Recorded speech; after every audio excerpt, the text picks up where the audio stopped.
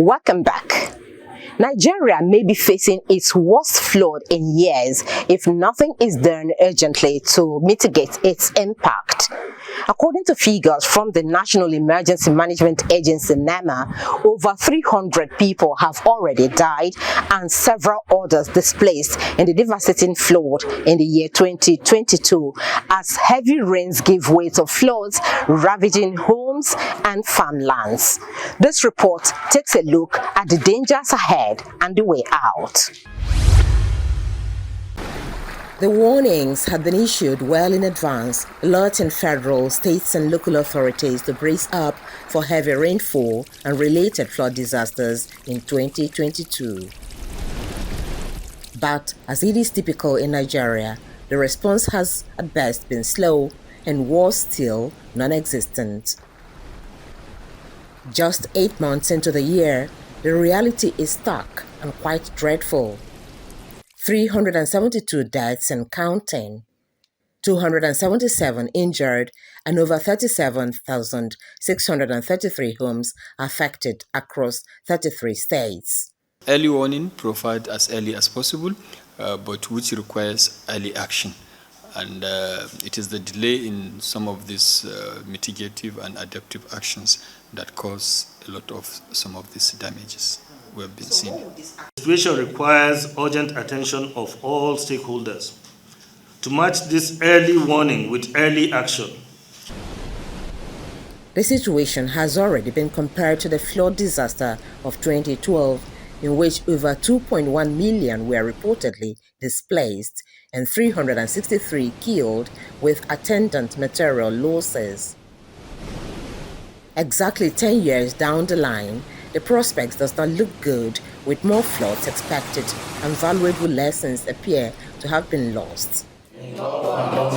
On Friday, September 23, the Nigerian Hydrological Services Agency again warned of heavy buildup of water in the River Niger and Benue. To complicate matters, the Cameroonian authorities announced the release of water from the Lagdo Dam. According to the Hydrological Agency, Nigeria's inland water basins and reservoirs in Kainji, Shiroro, and Jaba will witness overflows. That portends so much danger for us in Nigeria and several other communities that were overtaken by flood owing to what is coming out from Cameroon. Now for River Niger side, on the 14th, both the Kainji, Jeba, and the Shiroro, they opened their gates. That means so much flood coming down.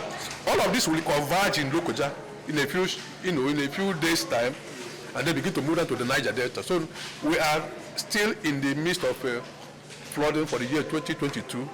Much is still coming. People have to be prepared to escape from the flooding. The states to be affected are Bayelsa, Rivers, Cross River, Anambra, and Delta states.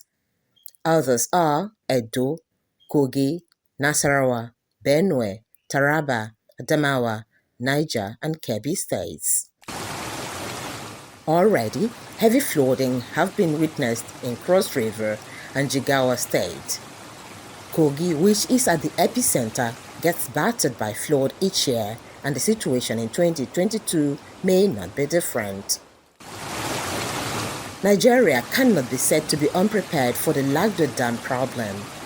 In 2016, President Muhammadu Buhari and his Cameroonian counterpart signed a memorandum of understanding which mandates the Cameroonian government to give prior information to Nigeria whenever it needs to release water from the Lagdo Dam, located 50 kilometers south of the city of Garua along the course of the Benue River.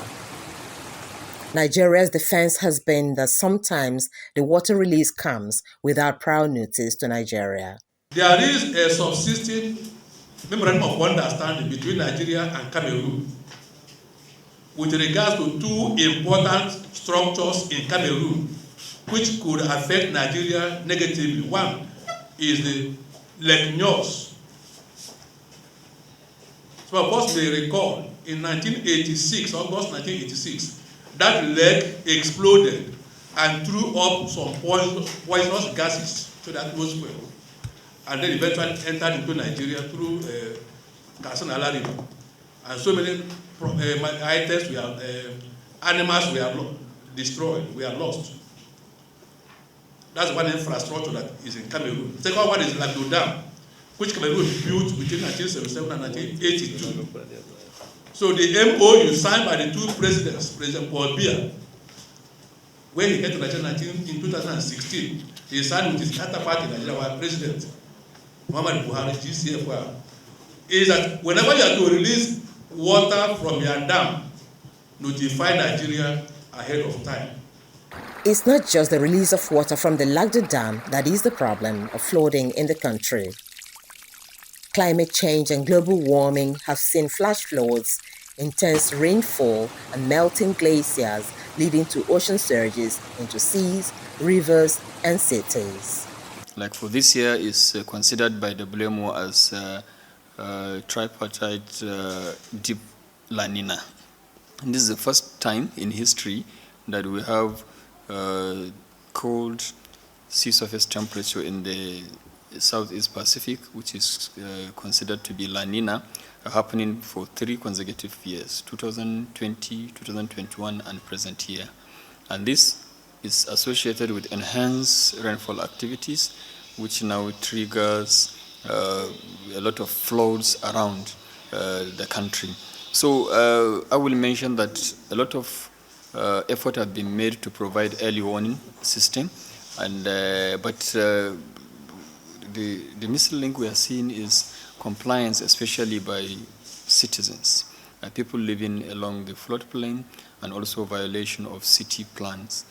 People build houses along major drainages and also in the deep valleys that is associated with floods. Aside from climate change, human factors also contribute. Poor and absence of environmental regulation have led to floodplains being taken over by development and drainages clogged.